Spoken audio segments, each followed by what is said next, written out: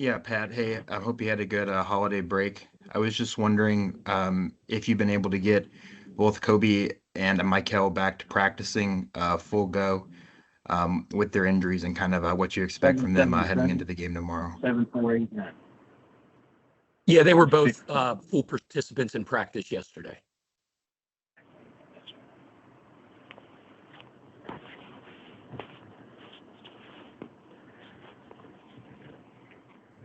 Other questions? Hey Pat, it's Jody Dumbling. What can you kind of just talk about this trip? And I think you guys went yesterday, so a day early. I know how you are with routines. Are you able to kind of stay on your routine by going a day early? And was that maybe the decision to get out there and get a day early? Yeah, we just thought it made a lot of sense. We're in Christmas break, so we don't have academic restrictions and class and things like that. And obviously it's on the other side of the country. So just going out a day early, just long flight, hopefully allows us to acclimate sooner. And, got in yesterday evening, got a good night's sleep and ready to go today. Russ.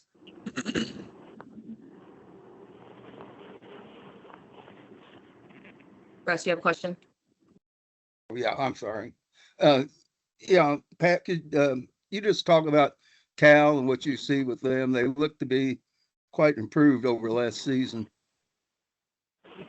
Yeah, very good. I mean, they're 10-1. They're an older team. You look at their roster; they are an older veteran team. In those teams today, in today's day and age in college basketball, are obviously dangerous. They scare me in a lot of ways. They play very fast in transition. They're one of the leading 3-point shooting teams in the country from a percentage standpoint. They're fast. They push the ball extremely hard in transition. They got a bunch of guards that can touch the paint and put foul pressure on you.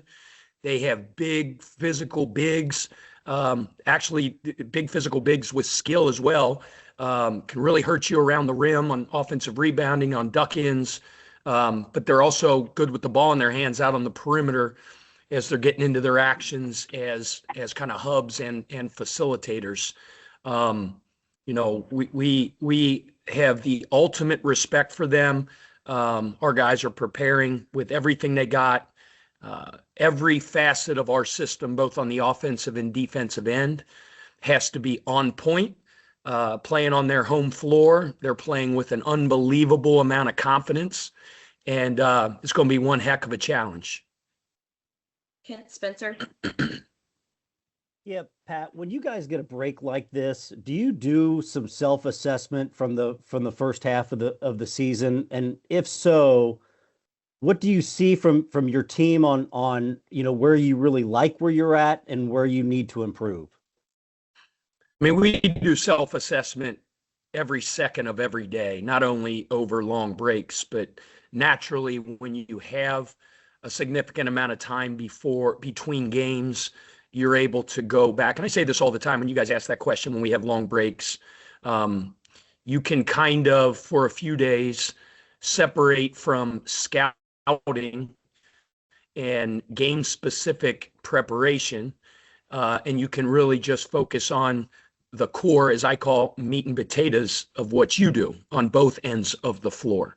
So, we could have a 1-hour coaching clinic on every little nuance of both sides of the ball that I want improvement on. I mean, even the things that we're doing very well, I want improvement on. But you go back to the basics, you have more of a preseason mentality, and just tightening the bolts of both ends of the ball is what we've done here, or what we did for the first couple days after the break.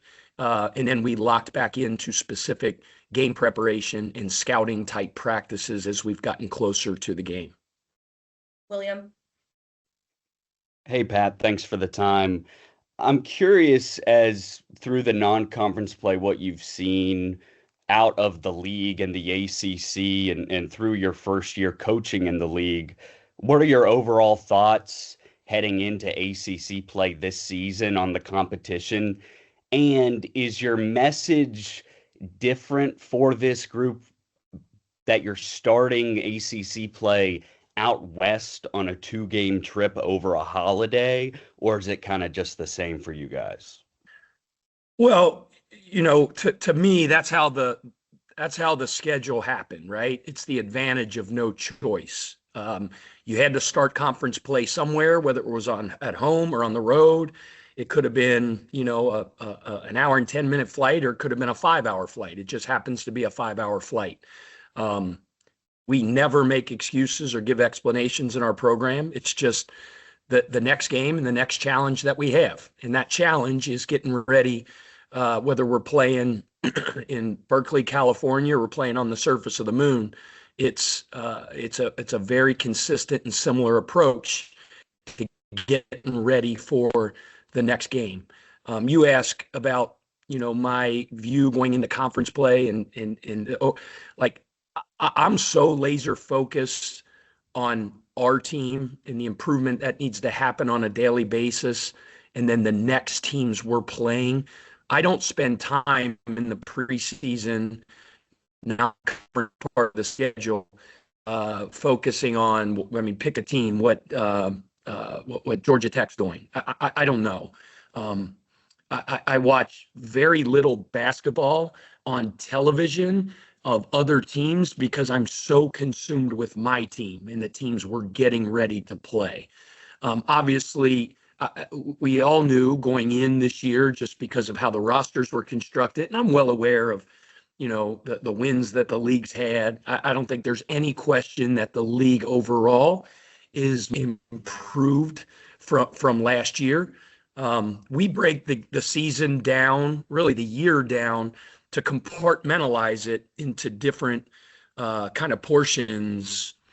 And, the first team meeting that we have when we sit down, and I've told you guys this before, we talk about, the first phase being summer 1, second is summer 2, third is the August-September period before practice starts, then it's preseason practice, then it's non-conference schedule, then it's conference schedule, then it's conference tournament, and then it's postseason play, NCAA tournament. And each time we say, we're laser focused on the next thing. You guys have heard me say that many, many, many times. From a perspective standpoint, we revisit that presentation several times throughout the year just to show them the amount of investment, the amount of time, the amount of energy, the effort, the days have been stacked on top of each other from the moment they all got together on June 5th to now, just to give them on what we've done and where we've come from and the amount of investment we've made. I just think it's really important throughout the journey of a season. We always say the season's a lifetime. It's ups and downs. Babies are born, people die. There's adversity, there's triumphs, there's all type of stuff. But it's really important to stay present where you are, and that's being here in California right now, getting ready for a really good Cal team, not worrying about what's happened in the past, not worrying about what's going to happen in the next game or the game after that when we get back. It's just that consistent approach that we focus on all the time. The challenge that you guys write about, that you want to ask about, and, the success or lack thereof that conference teams have had when they come out on this road. I don't care about any of that. I care about our guys' approach today in our walk and our film here in a couple hours, and then the quality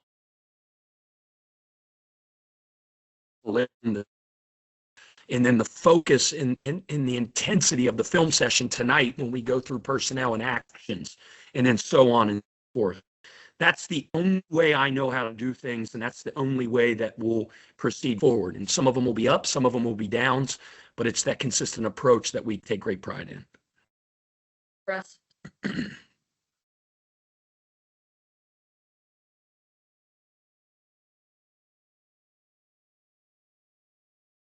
Or you can go to Jody. Pat, now that you are through the non-conference schedule, when you look back, what do you want to see, or where is the biggest improvement defensively that you guys need to make moving forward? Every single possession, Jody, is a battle. Every screen that you have to fight through is a battle, and you got to win that battle. Every single pick and roll occurs, Jody. You have to be on it. 5 guys have to be doing their job. You got to win that battle, whether it's the 2 guys is in what we call the battery that's involved in the actual pick and roll, or the 3 guys off the ball in protection. Every time, Jody, there's a transition from the offensive end to the defensive end, it's a battle. It's winning that battle, the effort to run back, the communication to stop the ball, the energy that you have to have in gaps and off the ball. Every shot that goes up by our opponents, battle. You have to win. You have to win it mentally. You got to turn, find a guy, you got to hit him, and then you got to go win the next battle, which is the fight for the ball. There is a battle every tick of the clock as to whether you are or are not in a stance, engaged with stance, with vision, with the proper positioning. It is a battle to win every single closeout that you make. So you asked what improvements we can make. It's every single battle. But guess what, Jody? That's every team in the country, all right? And we want to try to do it better than anybody else in the country. So, what improvements we can make, show me a possession. Just put a possession on the screen, and I'll tell you areas we did it great and areas we didn't get it great. Defense is an attitude. It's a mentality. It is a nonstop commitment to doing your job and not letting the 4 other guys on the floor down with you. I always think about that when you guys ask those questions. What areas of improvement? Every single one. And, that's what it takes to be a really, really good defensive team. Brooks. Yeah, you kind of joked after the game against Montana how you don't want to move forward. With the philosophy of not having your 2 point guards. I'm just wondering how kind of those games, that one, and then a Tennessee, with Michael being out, dealing with that adversity, having guys play in different positions and kind of being forced to do things differently, just how much a valuable experience is that for you guys heading into conference play? Yeah, it was the advantage of no choice. Guys go down, people get hurt. There's ups, there's downs. Babies are born, people die. Stuff happens. We had 2 point guards out. Other guys had to step up, and that's part of a season. That's part of the ebb and flows of what happens. It's no excuses, no explanations. Other guys step up, and they did, and they always will. So obviously it's nice to have those 2 guys being able to play, because, it's nice to have 2 point guards on the floor. But if you don't, and our 4-man has to play some minutes at the point,